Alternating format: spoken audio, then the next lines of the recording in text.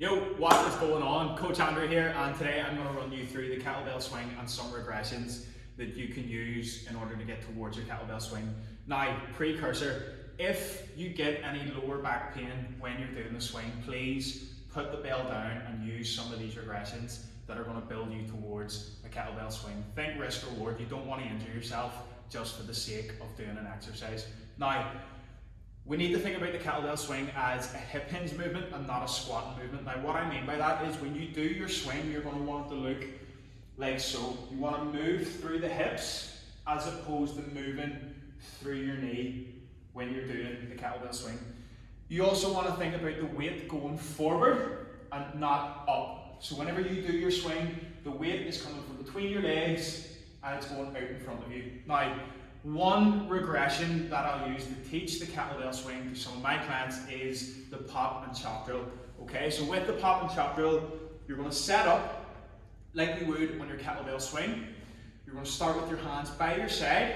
You're going to chop into a hip hinge and you're going to pop into the end of your swing. Now what you want at the top of your kettlebell swing is shoulders retracted and packed down so that your lats are engaged. Triceps turned on, abs squeezed, glutes squeezed, legs squeezed, and you're standing tall, okay? You don't want to be losing tension and flexing through your T-spine. You don't want to be hyperextending at the lumbar spine either, okay? So I'll teach a couple of reps on that. I'll go chop, pop, okay? Now once my clients have nailed that down, I will then move them on to some kettlebell touches. Now with your kettlebell touch, you want to set up over the top of your kettlebell so that the ankles are in line with the handle. You're going to stand tall as if you're at the top of your kettlebell swing. You're going to hinge over, touch the top of the kettlebell and stand up nice and tall. So you're teaching that explosiveness through the hips. At the top, again, making sure the glutes are squeezed. Okay, once my clients have nailed that, then I will go into some kettlebell deadlifts, which I will be setting up by gripping the handle. I'm going to turn the pits of my elbows out, I'm loading through my hamstring, and I'm then standing nice and tall. Again, squeezing the glutes, squeezing the abs, and squeezing the legs at the top. Really drilling that hip hinge so that we're not squatting. Now when my clients have nailed the hip hinge and they've actually loaded the hip hinge, then they are good to go in terms of turning that into a more ballistic movement. Now what I'll teach is the setup first of all. So with your setup, from the side, it is going to look like so. You're going to put one foot behind the bell, and then you're going to put the other foot behind that again, okay, as if you're walking on a tightrope. Now, what you're going to do is that back foot, you're going to bring it out to shoulder width apart, and it's not going to move. This foot that's behind the bell, you're going to bring that out so that it meets the other foot at shoulder width apart. Now, this is generally a nice distance to start from, okay, so what I'm then going to cue my client to do is hinge so that they're not squatting, they're thinking pushing the hips back, and in terms of weight distribution on the foot, what we're looking for is 30-70. Now what I mean by that is 70% of your weight is through your heel, the other 30% is through the big toe and the outside, so that you've got 3 points of contact on the floor. From there, I will then grab the kettlebell and I'll let the weight fall back so that I can sit my hips back. Okay, I'm not over the top of the bell like so. I'm going to sit back. From there, you should already feel some tension through the hamstring, and you want to think of it like a bow and arrow. So at the end, before you shoot the bow, or before you shoot the arrow, you've got enough tension on the bow in order for the arrow to release and go shooting forward. It's the same thing with the kettlebell. So you want loads of tension through the hamstrings, you're going to grab the bell and you're going to break the handle.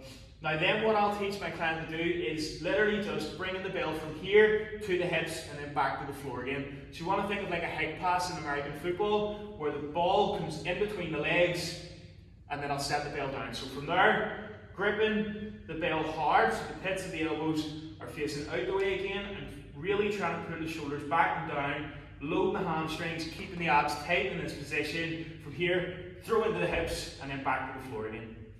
Throw into the hips, back to the floor.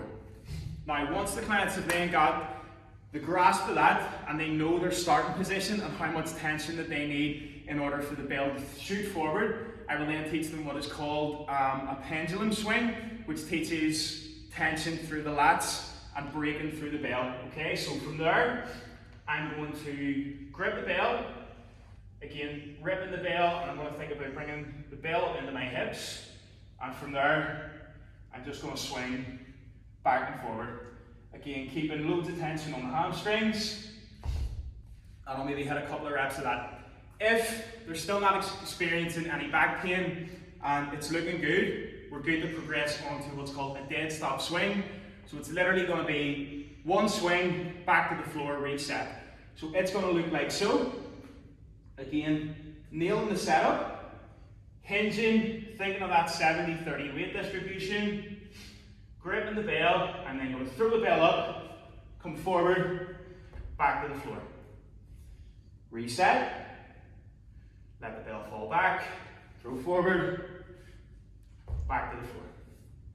Again, I'm going to hit maybe a couple of reps on that, teach that, and then once we've nailed the dead stop swing, we're good to go for the kettlebell swing. Now with the kettlebell swing, you're not looking for the weight to be too light, so if you're thinking of swinging like an 8 or a 10, you're probably going to need to bump that up to maybe anywhere between 12 and 18 for a female, and anywhere between 20 and 26 for a male, if they're strong. Now, again, with the kettlebell swing, you're looking for as much tension as possible at both the top and the bottom of the swing. So what I mean by that is, when the bell is here, in between the hips, you're looking for maximal tension on the hamstring. I'm thinking of pushing my hips forward, and then at the top, as much tension in my lats, abs and legs as I can possibly get. The bell should be weightless. So if you were to let go of the bell, it would fall straight down.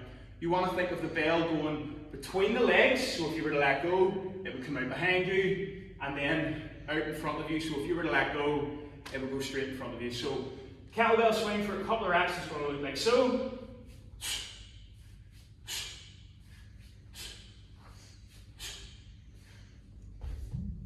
Each time I'm thinking as much tension as possible in my hamstrings, abs and lats.